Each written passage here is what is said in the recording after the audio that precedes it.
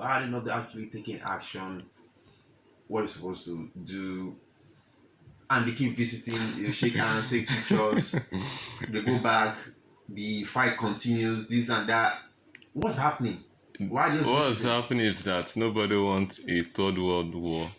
Nobody wants World War III. That's just what's happening. Everybody is trying to, put hope that diplomacy finally will prevail. But let me pick it up with the second part with the Russian Foreign Minister Sergey Lavrov saying that the May 9 celebration will not have anything to do with the current, special military operation of Russia and Ukraine.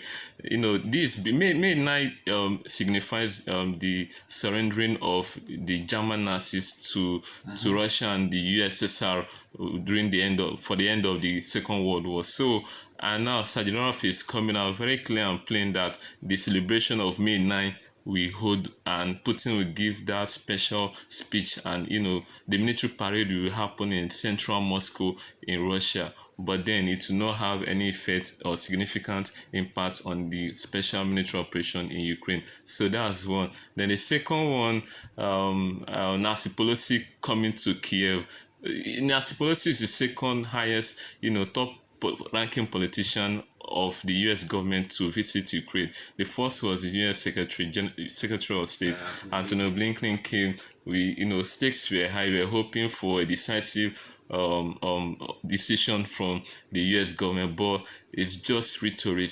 Good English, we've been hearing all blah blah blah, Exactly. but then Biden already made it very clear that a military confrontation with Russia from the US is just a third world war, and that's what everybody is avoiding. So what they are doing is they keep intensifying their military support to Ukraine, the air support and all the whole military equipment, the artilleries, and all the military gadgets and all. Then the third one, the siege in Mariupol. Mariupol is very strategic. In fact, a state in Azov in Russia, where it's still industries that civilians have been taking safety from. Now the Russians have attacked that particular place, and this has forced evacuation from civilians now to some part of Russian-led territories and some part of Ukraine-led territories, just to avoid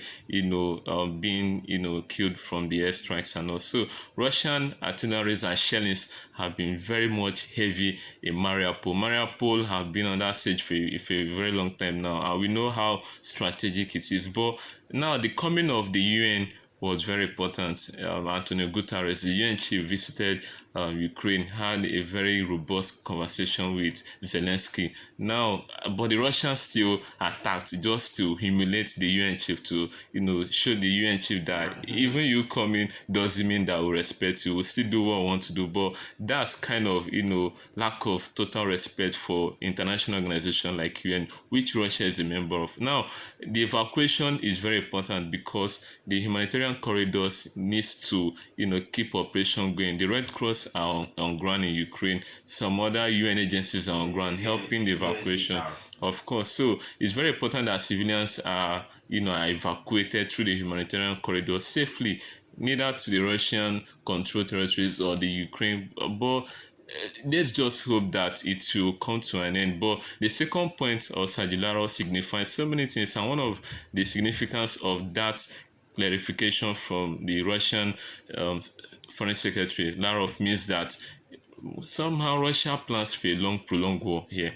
They are planning for a prolonged war to stretch Ukraine, for Ukraine to exhaust their military tactics, exhaust their military equipment. Hopefully the donors of this equipment, which are the NATO allies, will for once Ukraine can't compromise and let this war come to an end, because it's costing them much, not just in terms of military the military lives that their soldiers are dying. One, the amount this equipment cost is massive again, and the whole stress and also it's just going to be overwhelming for Ukraine, because the Russian tactics is drag this war. If they can drag this war, because they have the might to make this not a long one. Well, I know there will be a whole lot of war powers that actually